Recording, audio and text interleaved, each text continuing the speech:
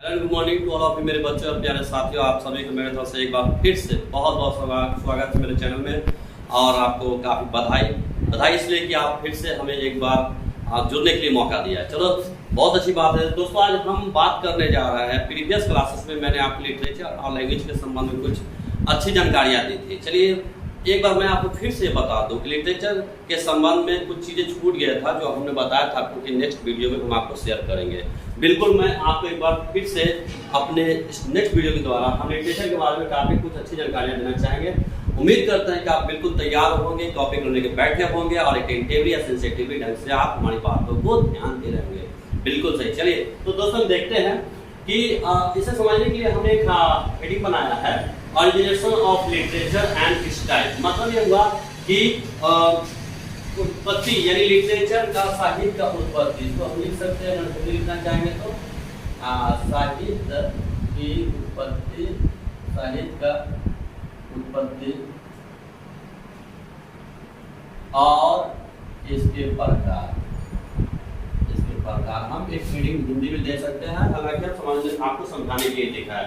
चलिए जरा सा देख ले कि आखिर कैसे लिटरेचर की ट्रेडिशन हुआ है, ऑरिजिनेशन हुआ है। इसके बारे में कहा जाता है दोस्तों कि लिटरेचर जो हम अंग्रेजी का शब्द देख रहे हैं, असल में ये इंग्लिश वर्ड लिटरेचर कहाँ से आया है।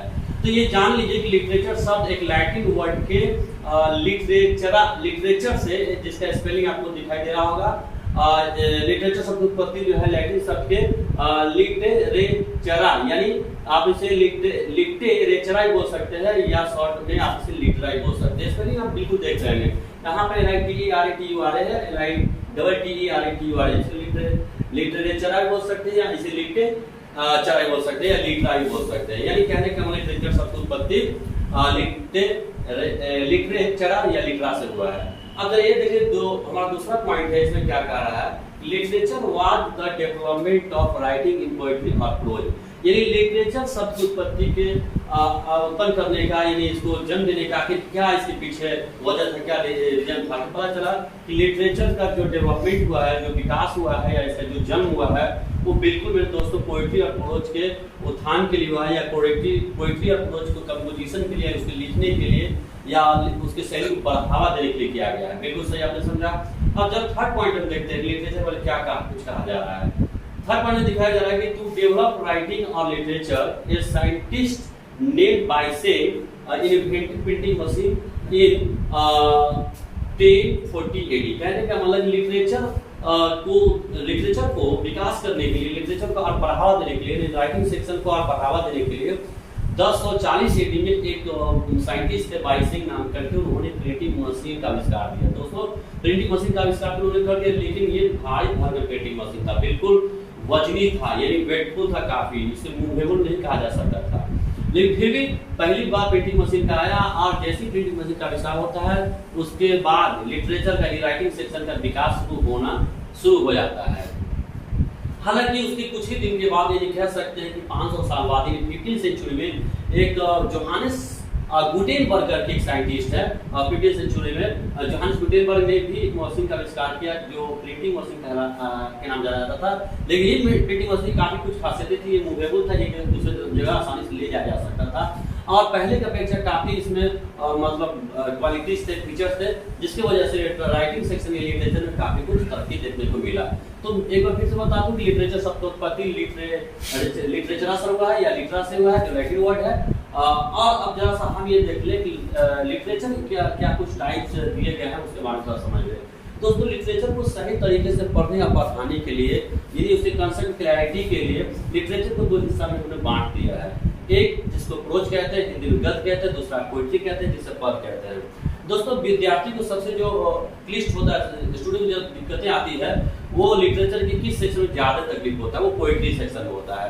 हालांकि हम इस सेक्शन को दूर करने के लिए, इस समस्या को दूर करने के लिए हम अलग से वीडियो बनाएंगे और आपको बताएंगे कि कैसे आप पोएट्री सेक्शन को आसानी से समझ सकते हैं और कैसे इसे आप सीख सकते हैं। फिलहाल हम अभी आपको ये बताते हैं कि लिटरेचर को दो हिस्सा बांटा गया, एक प्रोज और एक पोएट्री। प्रोज के लिए गद्य कहेंगे, पोएट्री के लिए पद कहेंगे। अब जरा आप बिल्कुल व्हाइट बोर्ड पे ध्यान से देख रहे होंगे, आप साफ साफ दिखाई दे रहा होगा, नहीं तो आप जरा जूम करके देख सकते हैं कि प्रोज सेक्शन को हमने सही ढंग से समझने के लिए कई सेक्शन में डिवाइड किया है। एक जो स्टोरी है, पैसेज है, नोटिस है, एस्से है, नावेल है, लेटर है, पैराग्राफ राइटिंग है, डायरी एंट्री है। इसमें और कुछ चीजें हैं, हालांकि हमने इसको एंट्री नहीं किया है, काफी कुछ चीजों को छोड़ा है, लेकिन हम आपको मोटा मोटी बता दें ये सारी चीजें हैं। इसके अलावा और भी कुछ अच्छी चीजें हैं जो प्रोसेशन में आता है। स्टोरी को भी दो हिस्से में बांट सकते हैं, शॉर्ट स्टोरी करके, लॉन्ग स्टोरी करके। पैसेज को जिसे पैसेज का एक और नाम है, मैं अब लिखा नहीं है, आपको बोल देता हूँ। पैसेज को कम्प्रीहेंशन भी कहा जाता है दोस्तों, बिल्कुल सही। कम्प्रीहेंशन जो कि पैसेज है, ये काफी कुछ इंपॉर्टेंट होता है, इतना इंपॉर्टेंट कि आप समझ सकते हैं कि हर एग्जाम में कम्प्लीट एग्जाम पूछा जाता है, चाहे एसएससी हो, सीजीएल हो, बैंक हो, इवेंट तो बीपीएससी यूपीएससी के एग्जाम में पूछा जाता है पैसेज जो ये सेक्शन होते हैं।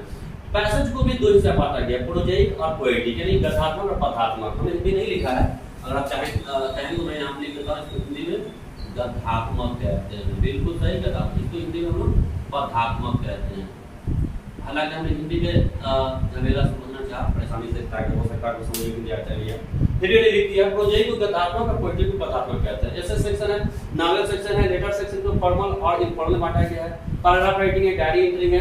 हालांकि इसके अलावा और भी कुछ है, जैसे कि आपको बता दूं, बायोडाटा लिखना होता है, फिर जाकर के आर्टिकल राइटिंग होता है, फिर जाकर क्या होता है मैसेज राइटिंग होता है, काफी कुछ होते हैं। हमने नहीं लिख पाया और जगह नहीं था, लेकिन हम इन दोनों सेक्शन पर बाद की वीडियोस में काफी कुछ डीपली हम चर्चा करेंगे इस पर। अब जरा प्रोज सेक्शन में आपने ये देख लिया। पोएट्री सेक्शन में देखें, जो लिटरेचर का एक हिस्सा है, मैंने पहले बताया कि पोएट्री लिटरेचर के दो हिस्से में बांटा गया, प्रोज और पोएट्री। पोएट्री में क्या कुछ पढ़ने को मिलता है? पोएट्री ऐसे तो कहा जाता है, बहुत से विद्वान है जो स्कॉलर लोग बताते हैं कि पोएट्री को जो काइंड्स होते हैं 15, कुछ विद्वान मानते हैं कि पोएट्री 12 काइंड के होते हैं, पोएट्री 15 काइंड के, कई सारे विद्वानों का अलग मत है, लेकिन आकर एक निचोड़ बता दूं कि अप्रोक्सीमेटली आप मान सकते हैं जो स्टैंडर्ड जो पोएट्री होता है उसके 10 काइंड होते हैं। हालांकि हमने 10 को नहीं लिखा है स्पेस कम की वजह से, हम बाद की वीडियो में आपको फिर से क्यों बताएंगे। अभी चूंकि मेरा टॉपिक ये नहीं है, पोएट्री और प्रोज नहीं है, असल में टॉपिक है, हम ये बताना चाह रहे थे कि लैंग्वेज क्या होता है, लिटरेचर क्या होता है। ये जो दोनों ग्रामर के जो दो बाजू है, पहले हम इसको क्लियर कर देते हैं, फिर आपको अलग से वीडियो बना करके स्पेशली हम इस टॉपिक पर आपसे बात करेंगे। बिल्कुल दोस्तों, जहाँ देख लेते हैं कि पोएट्री क्या है। पोएट्री असल में लिटरेचर का हिस्सा होता है, यानी लिटरेचर को पहले बता दिया गया है कि लिटरेचर लैंग्वेज का रिटन फॉर्म होता है, यानी अपनी बातों को, विचारों को दूसरे तक सामने आप जो पहुंचाते हैं, दो माध्यम पहुंचाते हैं, बोलकर लिख करते तो लिटरेचर होता है, बोलकर करते लैंग्वेज होता है। दोस्तों लिटरेचर की हम बात करें हैं, यानी लिटरेचर जिससे आप अपनी बातों को लिख कर प्रस्तुत करते हैं, तो वो भी उसमें भी आप दो तरह के फॉर्मेट देखते हैं, एक प्रोज रूप में, गद्य रूप में, और पोएट्री पद्य रूप में। यानी आदमी अपनी बातों को दो तरह से पेश कर सकता है, एक कहानी के तर्ज पे लिख करके और कविता के उत्तर पे लिख करके। तो काव्यात्मक रूप से जो हम लोग लिख कर प्रस्तुत करते हैं उसमें कई सारे प्रकार रहते हैं, जो हम आपको मोटा जो कुछ खास होते हैं, जैसे खास कर बैलाड हुए, मेटाफिजिकल हुए, सैटिरिकल हुए, सोनोरस हुआ, एलिगोरिकल हुआ, सोनेट हुआ, रोमांटिक हुआ। फिर उसमें भी कुछ हमको बताया कि एक हैकू है जो जापानीज मतलब की पोएट के द्वारा स्टार्ट किया हुआ है। हैकू असल में जो 3, 5 या 7 लाइन का कविता होता है, असल में जापान में उत्पत्ति हुआ है। जापान के मतलब कवियों ने इसका उत्पत्ति किया है। ये 3, 5, 7 लाइन के कविताओं में लाइनों में पंक्ति लिखी जाती है। उसका पन है, पन के बारे में कहा जाता है, संपन के स्टार्ट तो आप इंग्लैंड में आयरलैंड में हुआ। इसके बारे में कहा जाता है कि ये ऐसे कविता, ये हालांकि ये मतलब कि प्रोज और पोएट्री दोनों सेक्शन लिखे जा सकते हैं।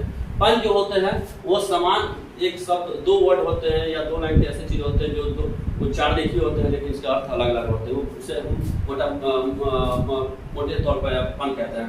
बैलाड को प्रेम विषय, यानी एक ऐसा कविता का प्रकार होता है जिसमें खासकर प्रेम विषय यानी प्रेम से संबंधित बातें चर्चा की जाती है। मेटाफिजिकल कविता जो होता है उसमें ईश्वरीय ज्ञान यानी आदमी को आत्मा परमात्मा से जोड़ने का प्रयास, मतलब जोड़ करके जो कविता, वैसे कविता जिसमें आत्मा परमात्मा से जोड़ने का जो थीम होता है या मतलब टॉपिक होता है, जो मेटाफिजिकल कहते हैं। सैटिरिकल में असल में व्यंग्यात्मक कविता होता है।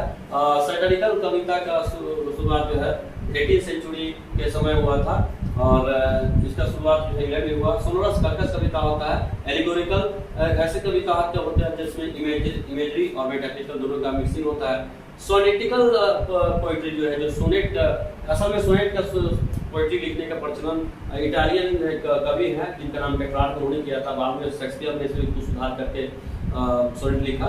कुछ काफी कुछ अंतर है पेट्रार्क के सोनेट में और शेक्सपियर के सोनेट में। हम बाद में इसको बताएंगे क्या कुछ अंतर है। मोटा मोटी अगर आप जान ले मोटे तौर पर सोनेट 14 लाइन की कविता होता है। रोमांटिसिज्म इसकी शुरुआत जो है कई सारे कवियों को माना जाता है, तो सबसे बड़ा कंट्रीब्यूशन शेक्सपियर का है रोमांटिसिज्म लिखने का। तो दोस्तों मोटे तौर पे हमने आपको ये बताया कि लिटरेचर जो है एक ऐसा माध्यम जिससे अपनी बातों को लेकर प्रस्तुत करते हैं और उसको दो तरह से दो फॉर्मेट व्यक्त कर सकते हैं, प्रोज के फॉर्मेट में, पोएट्री के फॉर्मेट में। प्रोज को समझने के लिए सारे हमने मतलब कि क्लासिफिकेशन किया, पोएट्री को समझने के लिए सारे क्लासिफिकेशन किया। मैं एक बार फिर से बता दूं कि हम अलग से वीडियोज आपको देंगे जिसमें पोएट्री और प्रोज के बारे में कुछ काफी कुछ ज्ञान देंगे। ठीक है।